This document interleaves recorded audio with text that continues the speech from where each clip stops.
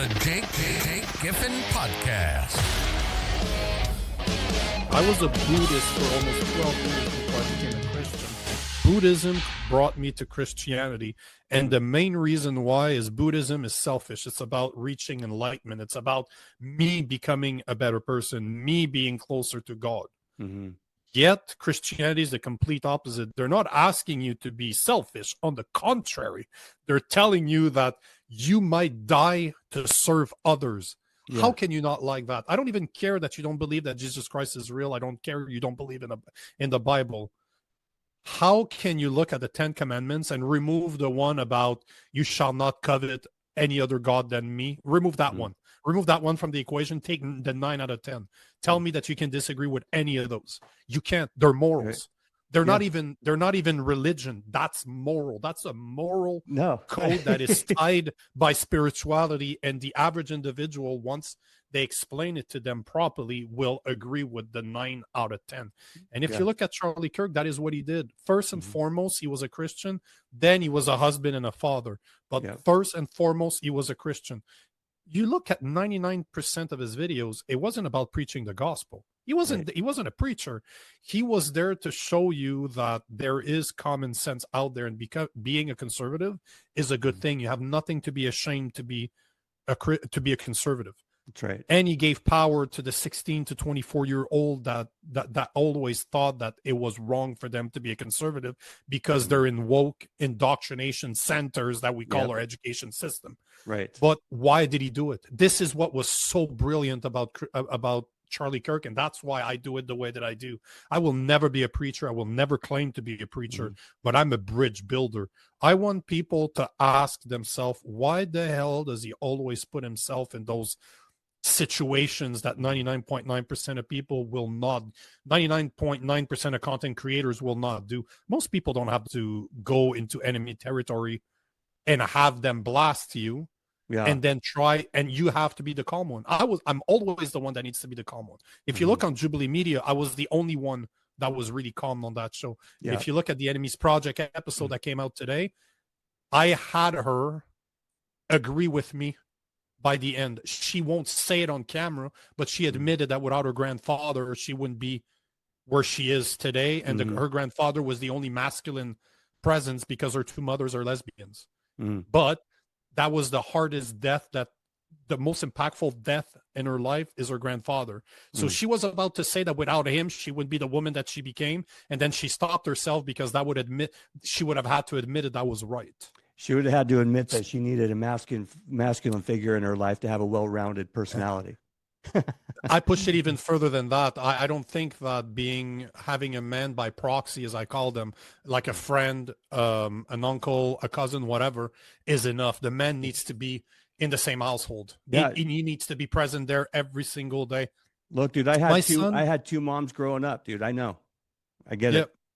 Yeah. So, my son is 2.5 months old, and I already see that my wife and I treat him completely different.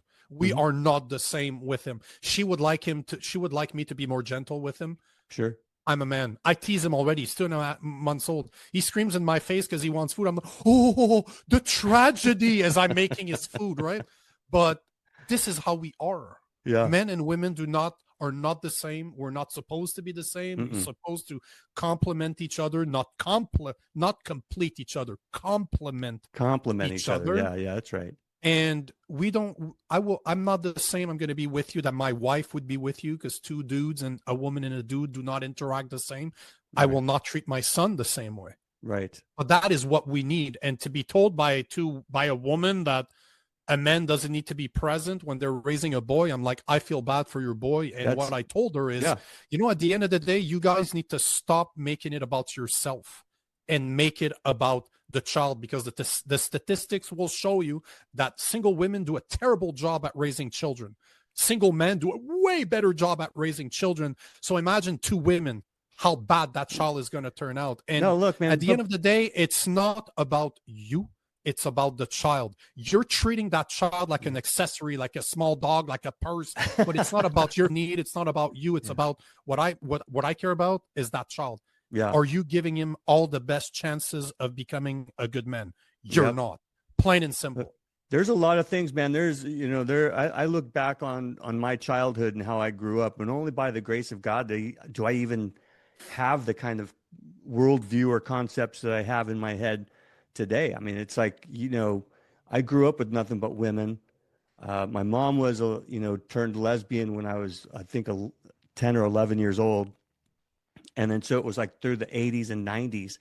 Before it was cool to have, before then it wasn't, now it's cool, man. If you go to school and you're like, oh yeah, well, I don't have a dad, I have two moms, everybody starts throwing flowers at you and wants, write happy things in your yearbook. Now then it was kind of weird. And so it was, it's not the same, man. You can identify along the way all the things I should have learned on purpose from my father that I had to figure out by accident, through the last 52 years of my life, or last 40 years since he died. So it was like, it's not the same, man. It's not the same. And when I see, I was watching the Jubilee thing with you and the other guys, and I saw the first group of guys sit down, and under their name said, whatever the dude's name is, Feminist. And I thought, man, if I saw my name up there with the word feminist underneath it, I would immediately I don't even know how I'd handle myself. Because they didn't show that on camera, but they actually had to surrender their brigade. I imagine. I'm just kidding. But yeah, they look like it's atrocious. They look like it. You're not surprised. You're not surprised. One of the guys sitting on our side was a feminist, and you can tell. The other guy that was sitting to my right, he's like this, and he's calling himself a masculine man. I'm like, bro, stand up straight. Yeah. Well, you can see those types of guys when they walk into church or when they walk into any kind of room. You can kind of identify them right away when their wife does all the talking. They stand behind her with their heads down and their shoulders all, sunken in, like they don't have an opinion of their own. They couldn't answer a question. Like, you ask them the question, their wife answers it, then It's just there's such hypocrisy in our culture today, because most people agree that a father cannot teach a daughter how to become a woman, that you need a female presence there in order to show her that. But if I say the same thing, which I've been saying for years, a woman cannot teach a boy how to become a man, that's offending, because what are you trying to say, that women can't do what a man can? That's exactly what I'm saying. Right. But I'm also saying that a man cannot teach his daughter how to become a woman. No. And you know why single men or single parents do a better job at raising children when they're men compared to women? Because men understand that we can't do that. We know that we need a female presence. There's a lot of things that I cannot do as a man. I'm not going to be there showing emotional intelligence to my son. That's my wife's responsibility. Yeah. That's not my responsibility at all. And if, God forbid, to my wife, I would have somebody take over, because I don't claim to be able to do it. You know what I mean? So I always find the hypocrisy to be quite hilarious, really, because on one side, women agree that a man cannot teach a daughter how to become a woman. But then if I have to say that, you know what? I agree. But you can't teach a boy how to become a man either. Oh, no, but we need more boys to be feminine. No, we don't. Because they end up in school filled with ADHD medication, because we're not going to embrace the fact that men and women are not the same. Boys and girls are not the same. Yeah. It's just atrocious the way we treat our boys, and then we wonder why they're so broken. We tell them their whole life that they need to behave more like little girls, and then when they become teenager and young men, we tell them that not only do you need to be more like a woman, but the way that you think is toxic, and we don't need you.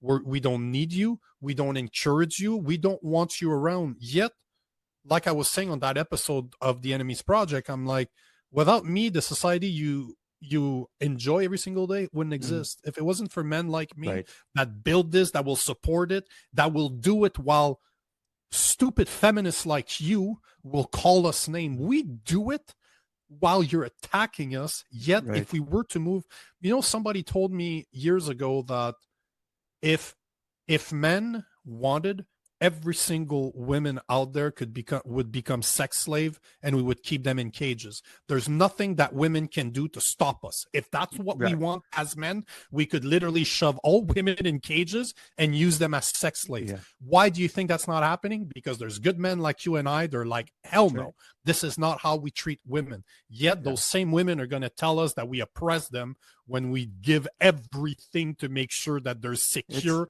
that they're taken care of, that there's no people raping and pillaging like used to happen before. Dude, idiotic. Trying to feminize men is such a first world problem. It's so convenient that we're trying to teach these young men that they need to be more feminine after all the hard work has already been done. Right? There's not been one war in North America since what, Japan attacked Pearl Harbor.